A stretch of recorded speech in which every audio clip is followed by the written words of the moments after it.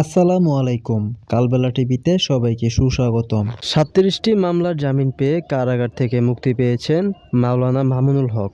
শুক্রবার বেলা ১১টার দিকে তিনি কারাগার থেকে মুক্তি পান। কারাগার এরিয়ায় হাজার হাজার নেতাকর্মী তাকে নিয়ে বাইক শোডাউন করে। তো বিস্তারিত দেখব প্রতিবেদনে। তার আগে যারা আমার নতুন চ্যানেলটি সাবস্ক্রাইব করেননি তারা অবশ্যই সাবস্ক্রাইব করবেন, কারণ আপনার একটি সাবস্ক্রাইব আমার খুবই উপকারে আসে।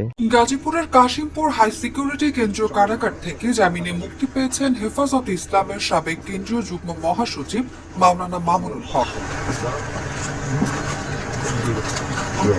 শুক্রবার বেলা ১১টার দিকে তিনি কারাগারের প্রধান ফটক থেকে বের হন। এ সময় কারা ফটকের সামনে হেফাজত ইসলামের বিপুল সংখ্যক নেতাকর্মী উপস্থিত ছিলেন।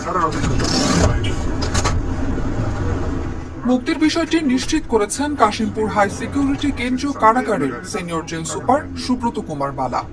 তিনি জানান, মাওলানা মামুনুল হক কাশিমপুর হাই সিকিউরিটি কেন্দ্রীয় কারাগারে দীর্ঘদিন বন্দী ছিলেন। তার বিরুদ্ধে বিভিন্ন থানায় ৩৭টি মামলা রয়েছে। সর্বশেষ মামলায় তিনি বৃহস্পতিবার উচ্চ আদালত থেকে জামিন পান। বিকেলে জামিনের কাগজপত্র কারাগারে পৌঁছায়। শুক্রবার সকালে জামিনের সব কাগজপত্র নিয়ে ঢাকায় যোগাযোগ করা হয়। সেখানে কাজ শেষ হলে তাকে মুক্তি দেওয়া হয়।